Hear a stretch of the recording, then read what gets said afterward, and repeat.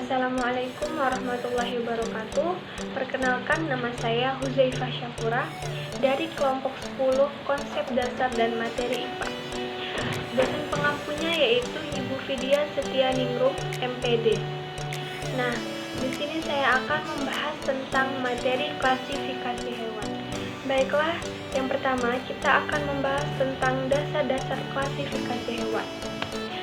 Berdasarkan klasifikasinya, hewan atau binatang ini terbagi menjadi dua kelompok, yaitu ada vertebrata, yaitu hewan yang memiliki tulang belakang, dan invertebrata, yaitu hewan yang tidak memiliki tulang belakang.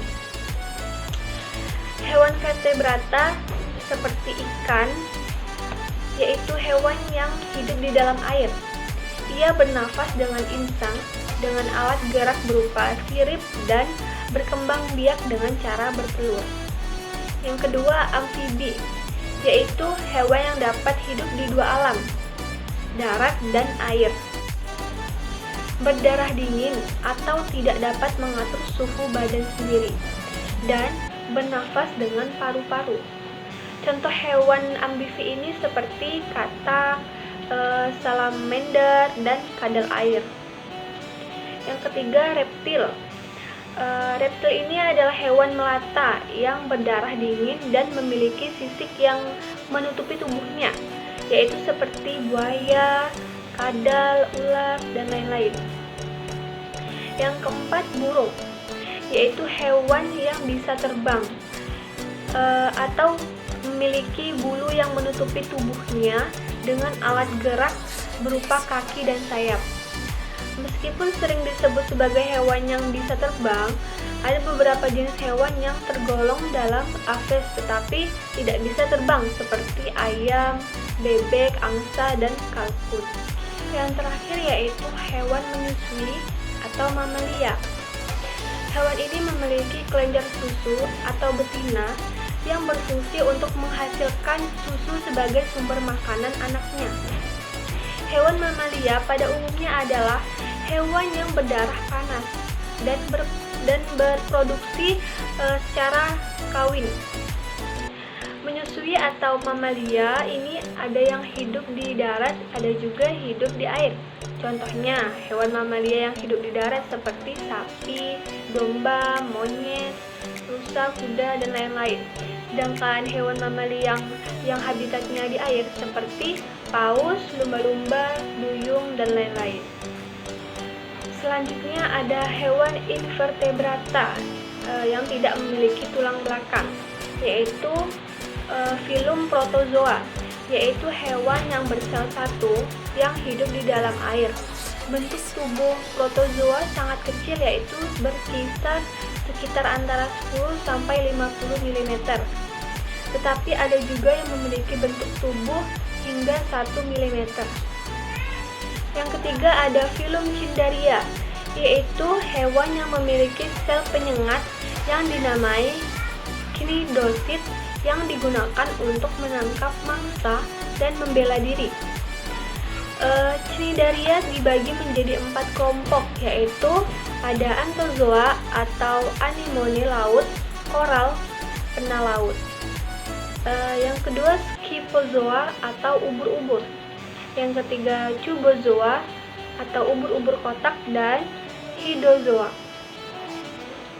Yang keempat filum Ctenophora, yaitu hewan yang memiliki lubang-lubang kecil atau pori-pori di hampir seluruh tubuhnya. Pori tersebut dapat menimbulkan racun yang digunakan untuk melumpuhkan mangsa atau musuhnya. Meskipun bentuk seperti ubur-ubur, tetapi filum Coelenterea tidak memiliki sel penyengat seperti pada filum Cnidaria tadi. Nah, filum Ctenophora terkadang dikategorikan sebagai filum Coelenterata karena merupakan hewan berongga yang disebut dengan Coelenteron.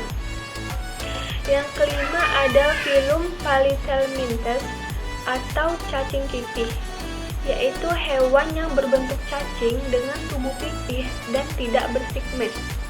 Cacing pipih ini pada umumnya hidup di sungai, laut, danau, ataupun sebagai parasit di tubuh organisme lainnya. Yang keenam, yaitu ada filum nematode atau cacing gilik, yaitu cacing yang berbentuk gilik. Kedua ujung tubuh filum nematoda ini berbentuk kuncing dan sedangkan tangannya bulat. Contoh cacing gilik ini diantaranya seperti cacing tambang, cacing ascaris, dan cacing filaria.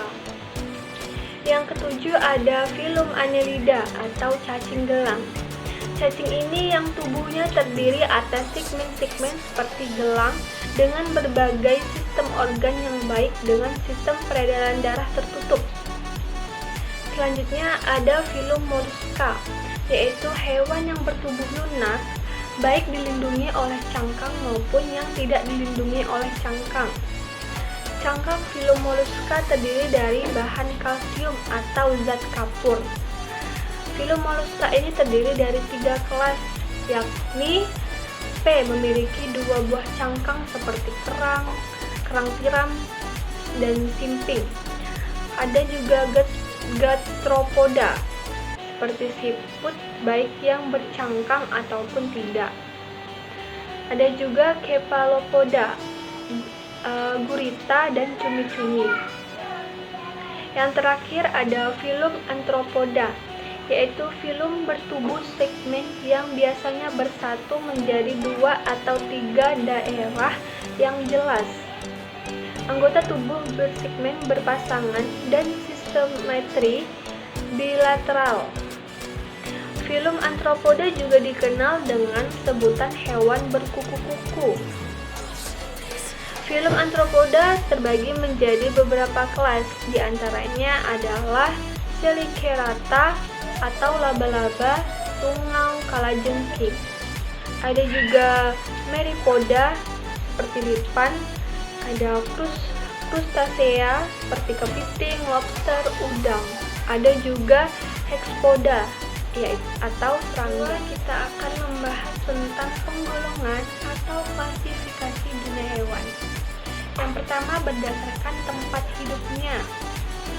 Hewan yang hidup di daratan, contohnya ada singa, kucing, jerapah, ayam, dan lain-lain. Hewan yang hidup di air, contohnya ikan, ubur-ubur, cumi, paus, dan lain-lain.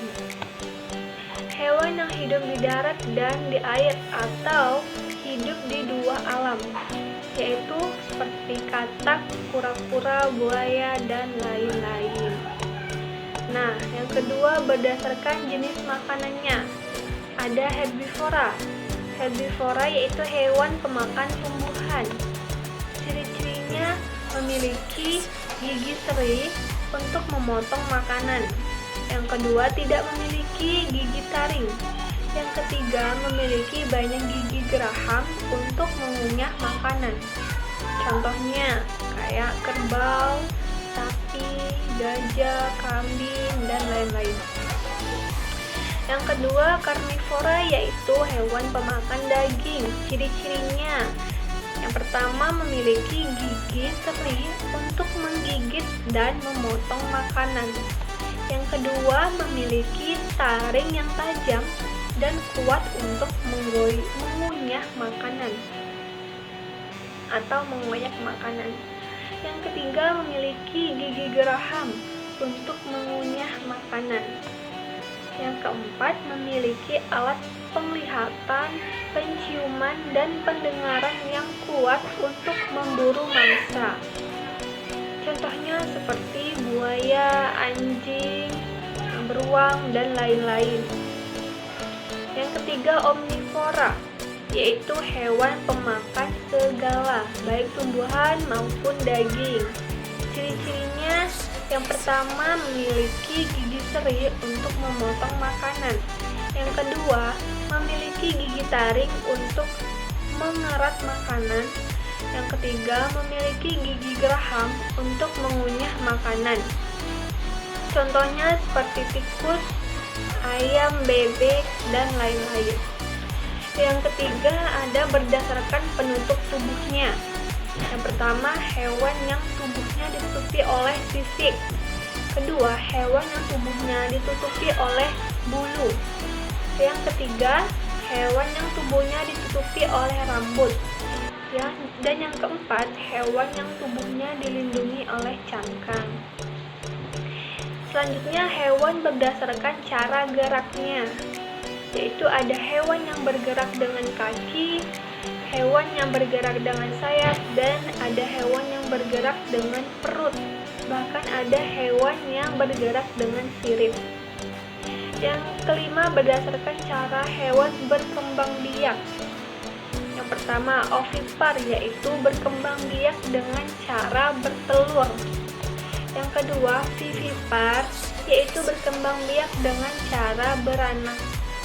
Yang ketiga, ovivipar, yaitu berkembang biak dengan cara bertelur dan beranak. Dan yang keenam, berdasarkan cara bernafasnya. Ada hewan yang bernafas dengan insang, dan ada hewan yang bernafas dengan trakea. Ada juga hewan yang bernafas dengan paru-paru. Ada hewan yang bernafas dengan kulit. Dan yang terakhir, ada hewan yang bernafas dengan paru-paru dan kulit. Yang ketiga, kita membahas tentang kedudukan suatu spesies hewan di dalam klasifikasi.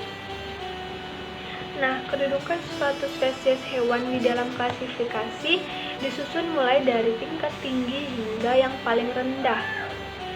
Urutan kedudukan suatu spesies hewan dalam klasifikasi mulai dari tingkat paling tinggi hingga tingkat paling rendah, yaitu yang pertama, kingdom atau kerajaan, atau regnum atau dunia.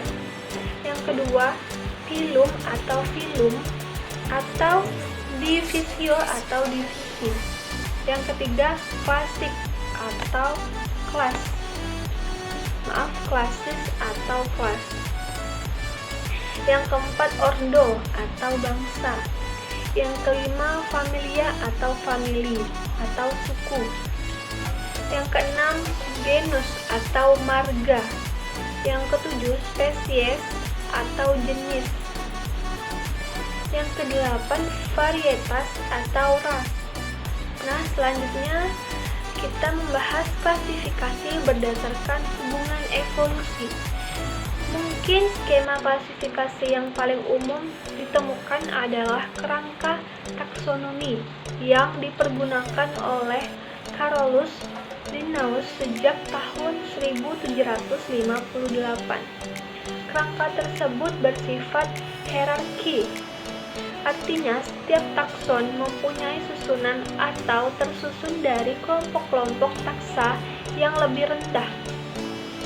Nah, kelompok hewan dalam suatu filum memiliki tingkat kesamaan yang tinggi dalam hal morfologi dan perkembangannya. Selain itu juga memiliki hubungan kekerabatan yang lebih erat jika dibandingkan dengan anggota hewan dari filum lainnya. Diperkirakan bahwa semua hewan dalam suatu filum berasal atau berevolusi dari satu nenek moyang. Implikasi evolusi tersebut tentunya juga berlaku untuk setiap tingkatan kategori atau taksonomi. Tingkat taksonomi spesies memiliki tambahan arti secara biologis. Spesies adalah unit yang paling dasar dalam biologi, yang didefinisikan sebagai satu kelompok individu yang sangat serupa dan mampu mengadakan perkawinan di antara individu-individu tersebut. Kalau secara teoritis, anggota satu spesies pasti terisolasi secara terproduktif dari anggota spesies lainnya. Atau dengan kata lain, setiap spesies memiliki sebuah genipol yang tidak dapat diakses oleh anggota dari spesies yang lain. Selanjutnya ada klasifikasi berdasarkan habitat dan cara hidup. Hewan dapat pula dikategorikan berdasarkan habitat atau cara hidupnya. Kategori ini mencerminkan derajat kesamaan arkeologi dan bukan hubungan evolusi. Contoh Selanjutnya ada kelompok hewan terestrial, ditujukan untuk kelompok hewan yang hidup di daratan. Kelompok hewan laut adalah kumpulan kelompok hewan yang hidup di lautan. Hewan laut dapat pula dikelompokkan menjadi interestidal atau hidup pada daerah pasang surut dan terpapar dengan udara secara teratur. Subtidal atau hidup di bawah garis surut sehingga tidak terkena udara kecuali pada kondisi ekstrim atau laut lepas. Itu tadi penjelasan dari saya. Kurang lebihnya saya mohon maaf. Wassalamualaikum warahmatullahi wabarakatuh.